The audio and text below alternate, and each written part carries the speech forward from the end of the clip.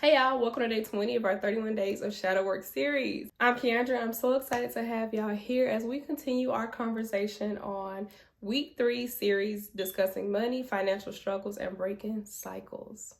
So each day, of course, we're diving into a brand new prompt that is designed to enhance your healing journey. And remember that this is a safe space for you. So today's prompt is all about finances and emotions. Remember to give yourself grace, compassion, and patience throughout this journey. Let's get into it. So today's prompt: in what ways do you use money to cope or mask emotional struggles? So this piggybacks a lot off of our past couple days of discussion, because a lot of times y'all are using money to mask the fact that you're lonely, to mask the fact that you are ashamed or guilty, or that you are just so in your head all the time that it takes you away from being present with other people. A lot of y'all are using money to suppress the fact that you want community. You're using money to suppress the fact that you want a romantic relationship, that you want love, that you want friendships, that you want a new job. A lot of y'all are using money to mask and hide your true feelings. I see this a lot too when it comes to clients and their spending habits. Usually my clients have some kind of like financial goal, whether it's buying a house, buying a new car, purchasing certain things for the kids, purchasing something special for themselves, taking a vacation, like whatever the case may be. There is a money goal, but then we'll have a session and they get to talking and they're like, oh, I did it again. I saw an ad on Shein, or I got a text message from Fashion Nova, and I was buying stuff. I was ordering stuff. Next thing you know, I spent $300. And then it becomes this cycle where every single time they have an intense emotion, they're buying stuff. It's like that email pops up right on time from Shein. That email pops up right on time from Fashion Nova. Like, when you're stuck in this cycle, one of the big things to remember is that that is the reason why they're marketing to you in these ways. That's why the text messages are worded the way they're worded. That's why the email subject lines are worded the way they're worded. Is because they're used to pinpoint some emotion that you're having, like whether it's joy, because again, we're talking about positive or negative emotions. So whether it's joy, or whether it's depression, or whether it's anxiety, or whether it's angst, like whatever the case may be, these marketing agencies know that y'all are having these feelings. They're anticipating you having this struggle. They're anticipating you wanting to buy something because it makes you feel better. And that's the way that they market to you.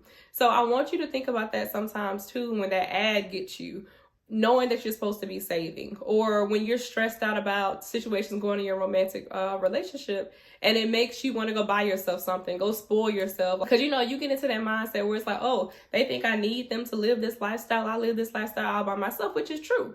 You probably do live that lifestyle all by yourself, but you also have certain goals that going to Walmart, going to Target, and spending $200-$300 is not part of that goal, because you don't need those things.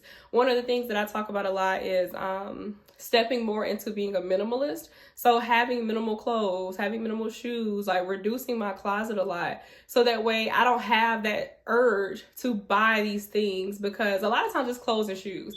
Like, yeah, people will spend too much money on food a lot of times. Like, some of y'all need to go check y'all DoorDash receipts. You need to check your Grubhub, Uber Eats. You need to check those receipts. Check those receipts and start tracking what you were feeling when you bought that food, because a lot of times you're not hungry. A lot of times you don't need the shoes. A lot of times you don't need the hat. Like, look in your closet and look at all the things that still have tags on them. Like, that was the problem that I was having, was that I was emotionally buying things and it would have tags on it for years. Like, I would buy shoes because I'm like, damn, somebody done pissed me off, or work pissed me off, or I've had a long day, I deserve something. So then I'm buying things that I don't need, that I'm not even going to wear. So I want you to keep that in mind when you are addressing your finances too. Like, when you feel guilty, are you buying things for the kids? Maybe you're a single parent like me, and you're overcompensating single parent life by buying the kids whatever they need, even if that puts you in the hole, even if that puts you in a place where you're behind on other bills or behind on other responsibilities because you're trying to overcompensate. Like, what area of your life, even in your friendships, sometimes people are going broke in friendships because they want to prove that they have certain money, prove that they have, they can be in certain rooms and that they have certain standards as well. You have to start asking yourself, when you spend this money, are you overcompensating for something? What are you trying to cover up? What emotional wound do you feel like you're healing when you spend all this money? I talk a lot about a lot of us that grew up like on Section 8 and on food stamps and things like that. Once we get more money, we either have this mindset of lack still, where we struggle to spend money, and that's our emotional blocker, or you have this mindset of, I'm never going back to that lifestyle again. I'm proud of myself for being here. I'm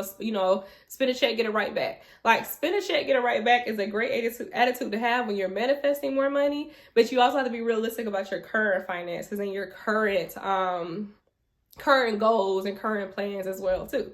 So ask yourself, in what ways do you use money to cope or mask emotional blockages or barriers? Thank y'all for joining me. And again, if you're participating, use the hashtag 31 Days of Shadow Work and tag me at Kiandra Ware on TikTok, YouTube, or Instagram. See y'all next time.